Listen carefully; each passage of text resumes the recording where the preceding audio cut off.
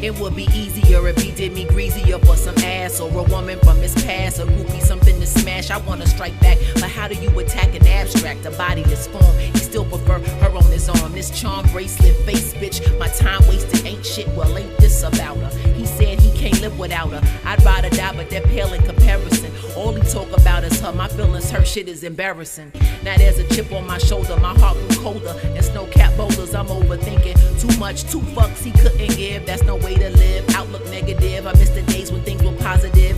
She the one true love. I'm treated like the mistress. Distress. He going out more and giving me less. When I say something about it, he laugh it off like you bugging. This whole energy different, like there's a bun in the oven.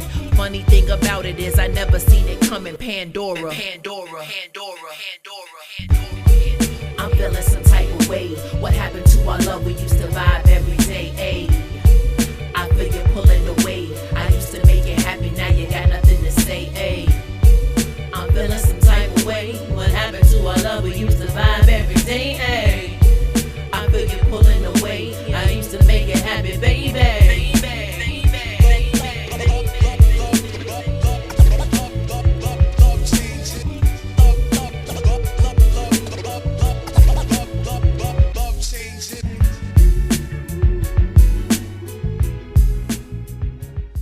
So now, 2008, you dropped the album. You're doing your thing with your son. How's the album received, and how do we start marching forward? I think it was received pretty well. I had Beat Vision behind me as the imprint that put it out, so it had the digital distribution worldwide. I think it did well. Being that I was a totally independent artist and didn't have a PR team or anything like that, I did a lot of the footwork myself. So it bees like that. Yeah, and I feel like if I had ever had a label, like a label behind me with push, it would have done way better. But I dealt with the help that I had available to me. That's because I always had somebody that was willing to help me. You know what I'm saying? So God bless that. Fuck all the other shit. I also wasn't a person that was gonna go shop anything either. I'm not begging nobody. I'm not kissing nobody's ass. So if I got to put it out myself, cool. So your connection with Doom at this point, does he support the album? Does he? Well, when I put the album out, I wasn't in direct communication with him. Doom is a person that can disappear from your life for long periods of time and then show back up, or you may not be able to get in touch with him, but he'll get in touch with you. So that's kind of where we were. If you were dependent on Doom to make your next move, you might not move. So you had to be somebody who was regardless if Doom was going to help you or not, you had to keep moving. And that's what I learned from him. I was wondering, once he sees the project is out, does he throw an alley-oop and assist? I don't even think he knew it was out. Because again, like I said, I wasn't talking to him during that time period. It was kind of like one of those blackout periods where we weren't speaking. Gotcha. All right. So now flashing forward, you got DJ Premier. I'm not DJ Premier. No, Premier did play that. He did play Premier did play Still Dope. Still Dope got a lot of love. J Rock from the Beat Junkies, that was in 2009. He put that on one of his favorite records of the year. Premier played it on Headquarters. They had a conversation because they were trying to figure out who I was, because he had the white label. So it's yo, she's dope, but who is that? Is that Antoinette? Because Antoinette, a lot of people think Antoinette and I have a similar vocal tone. Okay. So they were on the show yo, who is that? Who is she? She's dope. No, I seen that Chuck D has been giving you the major cosign as a play. So how does that feel, and how does that work to know that, you kind of put things on the back burner, you personal life and, things that you did through motherhood and all types of other stuff, kind of take control of the wheel, kind of drop the album, you did this and that, but now the kids are getting older, things are getting right, you're single, ready to mingle, and now everybody's bumping your shit. and getting down for the come up, and you're getting all this love from all these individuals, especially Chuck D, because he like didn't retweet it once. I think he's like up to 5, 6, 7, 8 times that he's like tweeted or maybe more and posted on Instagram, talked about it on the and expressed podcast. It's like his love for this song. My man Steve, who's our legend from WBAU as well, played this song by them called Barbarella. Yo, I lost my fucking mind. I was on my way to the airport, bro. I was on my way to there. Now, this is what songs did to us back in the day, Serge. I was on my way to the airport. Got there in time, right? But I had to run a little bit. I couldn't leave the car, man. I kept I had to play it over. I was almost saying, fuck this flight, man. I'll be late. And people think I'm like bullshit. I'm like, yo, this shit right here. You know how records touch you and you can't explain why they touch you. So I'm like, big up to Stahhr and Crazy DJ Pizarro, man, because that record Barbarella, man, it ain't like I could do this to it. The only thing I want to do, and I guess what the feeling is going back around Rebel Without a Pause, the only thing I want to do is get in the truck and drive it through a China shop. Condiments, incontinent, I'm pissing on conglomerates. At peace like salam with it, melanin dominant, immune to the ominous. I remain confident.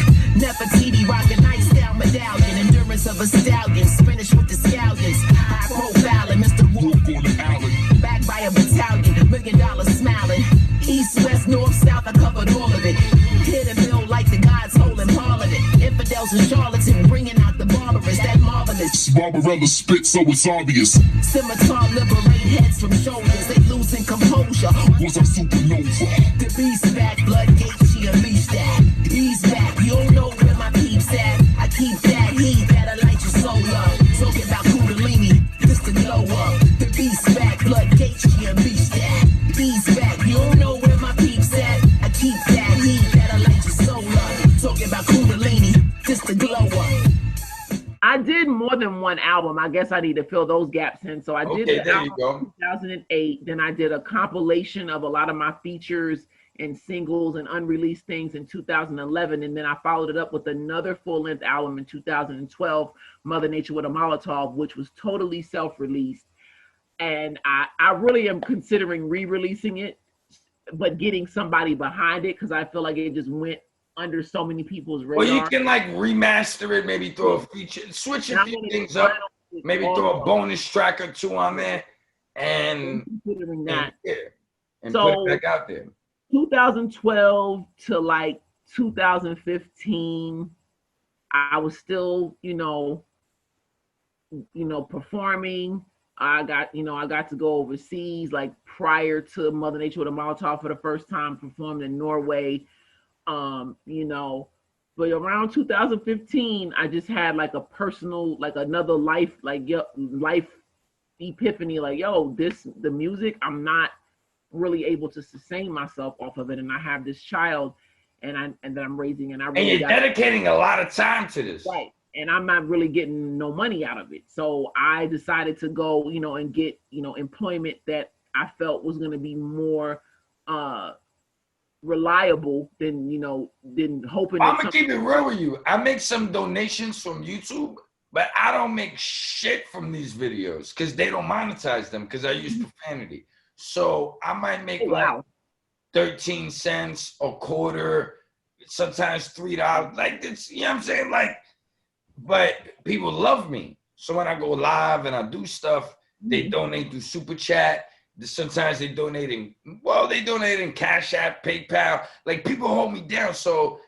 like, I'm able to generate a small income. You know what I'm saying? It's like a part-time job. It's not really a small income. It's more than a small income. It's like a part-time job doing YouTube, but a part-time job doing music isn't gonna pay the bill. No, and that's what I have. Part-time job doing music. So it's similar. So just like you, I have to get it popping. And this week I was really putting out content because I had to edit this documentary, and things are starting to get flowing back where I was working and doing what I was doing because they slowed things down just off the strength of what was going on. You know what I mean? There was still a few projects floating around. I dibbled and dabbled in things, but I had to dig in the bag and say, Uncle Nick, we got to go over here. You know what I'm saying? To get some chicken right now. Right. I was rolling dice on the corner, girl. Like, what's palm? Now fucking with you. But so I had to get in the mix. I got a job at the post office. I had to put in my old boots and walk the street.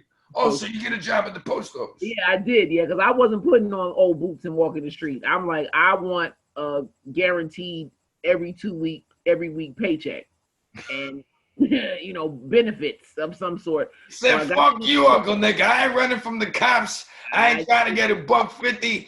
I ain't trying to have shit stashed in the garbage can and in the mailbox. That's motherfucking offense. You know what I'm saying? Because you the mail lady and shit.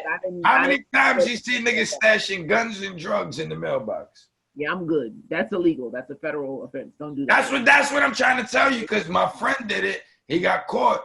And he not only got arrested, but he got hit with a federal charge. Yeah, that's federal. Because it's a mailbox. Yep, that's federal all day. That's federal. Yeah, so when I got the job took over everything. So I decided. You don't do interviews like this with other people, right? I haven't done to this extent. Like, I've shared some of these things. No, I mean with an explosive individual like me. I talk about everything. We're talking about guns and crack in the mailbox. I've had a lot of interviews done. I've never had one like this. This is I'm unique. You're very unique, and I'm here for it. So I got the job, and I decided I was going to take a break, because at that time, 2015, there were so many people, because everybody's got this access and they can do stuff from home, and these overnight MCs. I'm just like, yo, I don't want to look good losing. I want to make sure that whatever I'm doing. Can you say that again? I didn't want to look good losing. I felt like I was trying to stay in a race. That's beautiful right there. For the sake of being in the race. And I didn't have anything to prove because I was already established. Sometimes you have to take a step back so you can take steps forward. So I'm like, I'm going to focus on getting my financial affairs in order, getting my personal life in order, and I'm going to step back from the music. See, that's the difference between a mother who's responsible, who grew up the right way, and a bum-ass nigga from the projects. You know what I'm saying? One of my friends or somebody that you know or whoever the fuck, because they'll be like, man, fuck that shit. You know what I'm saying? Yo, Nick, let's sell some drugs. We're going to keep rapping. We're going to keep doing all this shit. And yo, when that nigga comes to the party, we're going to rob him and shit. We're going to take his chain. And I'll be like, yo, damn, son, you into mad negativity. What if you just get a job and do music sometimes? I'll be like, yo, fuck you. You get soft, nigga. You pussy. And I'd be like, I'm pussy, I'm crazy because I'm trying to tell you to do the right thing. No, but you're saying what was logical. As a woman, you got a child. I mean, and I like comfort. And you're a single mother at the time. Like, right. I'm a single woman, but not a single parent, because the other parent was still involved. We just were not together. I always got you. And big ups to him. Yeah, I wasn't a single mother. I was a single woman who was co-parenting. I just realized I'm out here running a race that I don't have all the tools I need to run effectively. And, and shout outs to Nipsey Hussle, just because the marathon thought process, when I started listening to Nip like 2010, maybe 2011, that is what really sold me on him. Like the way that he compared what he was doing to a marathon. When you it was crazy because when I started listening to him and I started figuring out his ideology and kind of the way he looked at life and different stuff, that's always been how I got down. So it was interesting to see a cat on the West Coast have this, way of presenting himself and doing what he's doing, but the only person that's gonna beat you is you. And the only person that can be most consistent is you. And a lot of the times, it's not that niggas is, better than this one or that one. It's who can win the race. Who can stay down the longest and be respectable and get to where they got to go without selling their fucking soul. And a lot of people, they for whatever reasons, whether it's financial, family, jail, just sometimes you might make up one day and be like, yo, you know what? I could go over here and do this and be with a woman and have a great, whatever it is. People don't stay the course. So the people that stay the course to the end, they get the fucking rewards. So that's just how I've always been. So I look at things from your perspective and I say, man, you got to be real with yourself though. Yeah. So what kind of marathon are you running? Are you running a marathon to fucking the Black Lagoon, or are like you heading for Beverly Hills? Like, what are you doing? Right. I mean, not you per se, but in your mind, I'm saying, I mean, like, yeah, that's how you have to look at it, because a lot of people, success is different for everyone. To some people, success is they win a Grammy, they got a Billboard award, they get a star on the Hollywood Walk of Fame, you know, they're doing commercials. Those have never really been my goals. You know what I mean? I love hip hop. I love the music. So I always want to keep myself in a frame of mind where I'm having fun. As soon as I'm not having fun anymore, I have to pull back. Because when it becomes this thing where I'm feeling pressure and I'm trying to do this and do that to stay relevant, I don't ever want to get to that point. Because then that means that I'm off my path. I'm out of my lane.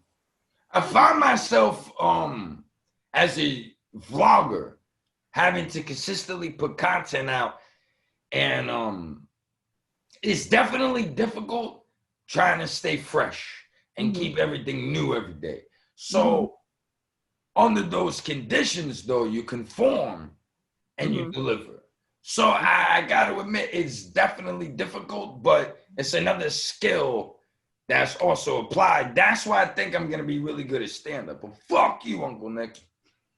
Let's get back to what you were saying. So, yeah,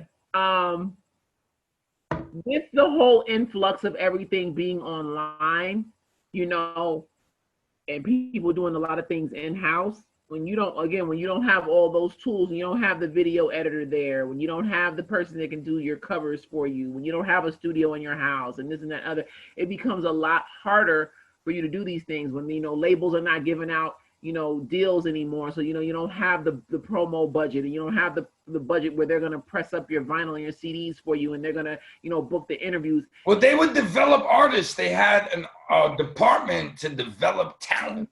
That's out the window. And that's right. So it's like you're really on your own. People don't understand that really the label is providing you a bank loan. So when you take the label out, where's the money coming from? If you don't have it, where's it coming from? Because you need. Where's your following? So now it's the subscribers, the Instagram, or like, how can you monetize your situation? Now you got to be able to provide them with. So if you don't have the videos or the merch or this and that, like I said, you're running this race and you're just going to look good losing, because you're still trying to stay in the race and you haven't conditioned, you know, you're not doing the things you need to do to get yourself ready to run this. I mean, you can't just wake up one day and go run a marathon. You have to train for it. Yeah. You got to set goals. You got to, you know, you got to build up your endurance. So I pulled back. And I totally focused on what I was doing in terms of my 9-to-5 career. But because I had done, you know, a lot of feature work before, things were still coming out. So even though I wasn't making any new music, that feature dropped, and this feature dropped, and this dropped. I mean, there'd be times I wasn't going to shows.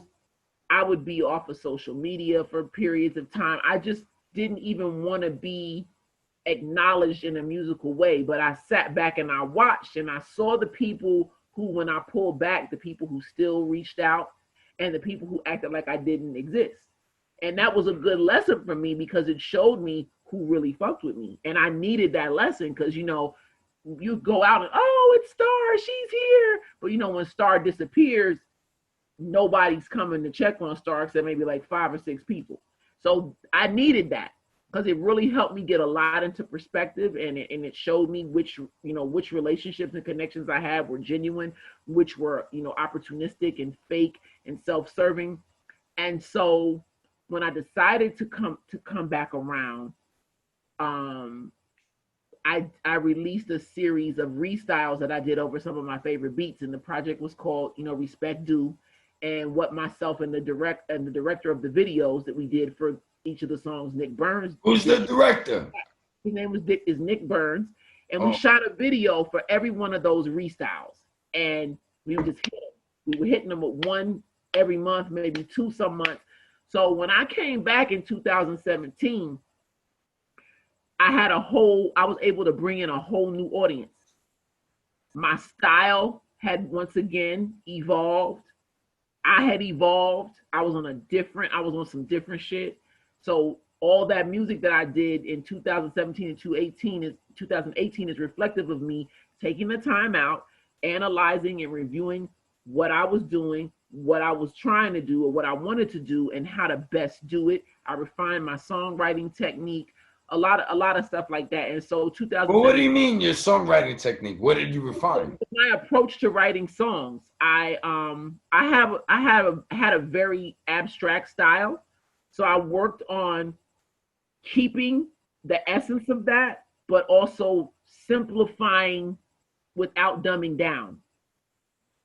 I condensing what I was trying to say in a simpler way so that I could use less words and still say everything that I needed to say, and it makes sense and not just be something that people were like, no, I got you. Sometimes you know when you abstract, that's like a cover for not really saying something all the time. And I wanted to make sure that people knew, yeah, I am really saying something. I'm not just throwing words together. That's how people really write songs, though, because you write a song and you bring it to, let's say, Missy Elliott or whoever.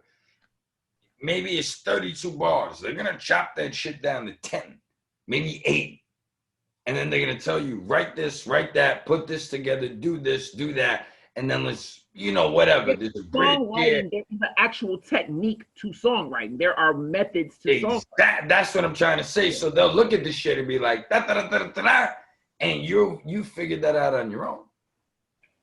I mean, I did a lot of research. I studied a lot of people. I listened to a lot of MCs who had styles that were totally different than mine. I listened to a lot of MCs who simplifying something is a true skill. That takes a lot of work to break things down and present them in the simplest of terms. That is like a layman's terms. Yeah, that's a science, And so I also was more personal. Like all those respect due rhymes, I'm like, look, I'm gonna put the beat on, and whatever the beat tells me to write, that's what I'm writing. So they all have a different, like each one of them has its own, I'm telling its own little story in all of them. But that's what each beat told me to do. I didn't say, oh, well, I'm gonna pick this beat and I'm gonna write about this. No, I sat down and whatever it said to me. Now, some of them I was like, okay, boom, like the lost ones, I'm like, I'm doing this one because of what Lauryn Hill represented when she dropped it.